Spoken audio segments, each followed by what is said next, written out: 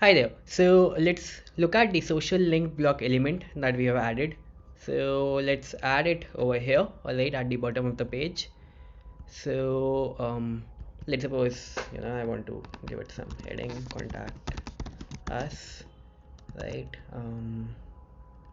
Okay, and now I want to add a social link block. Alright, it's right over here. So you will see that we have the three icons that have come already, right? So I can go to the social settings and I can increase or decrease the size of the icons and play with the alignment. Now let's suppose if you want to change the colors of it, for example, you want to make it, let's say, grayish, the insider part of it, or maybe the outside part of it. Let's suppose you want to make it white, and the inside part of it, let's suppose you want to make it something like this, right? You can do it like that.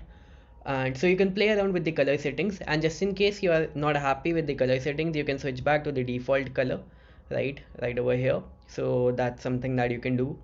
um Besides that, you can play around with the spacing in between, that's over there, right? You can add the border and stuff, right? That's something that you are aware of. You can play around with the this thing, the you can see the design changes happening over here, right? Or you can make it circle again. Play around with the background and stuff. Now over here, go back, go to the settings, and over here you can provide the URL, right? The link that will be added over here. So for example, I want to get people to my Facebook page, right? Okay, let me go to my page. All right, and let's suppose I want to add the URL right over here, and I want to get this thing opened in the new tab, right? So I can add the URL over here. At the same time, if you want to add, let's say, other URLs, let's say we have Facebook, Twitter, LinkedIn, let's say Instagram, you want to add it over there, click on add. YouTube, right? You can add. So the default icons will be there, right?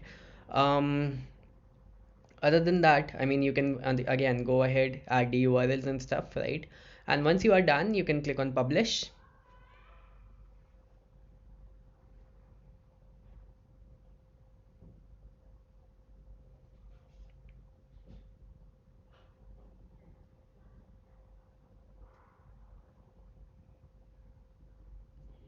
All right, and click on the published URL. Scroll down. Let's refresh the page.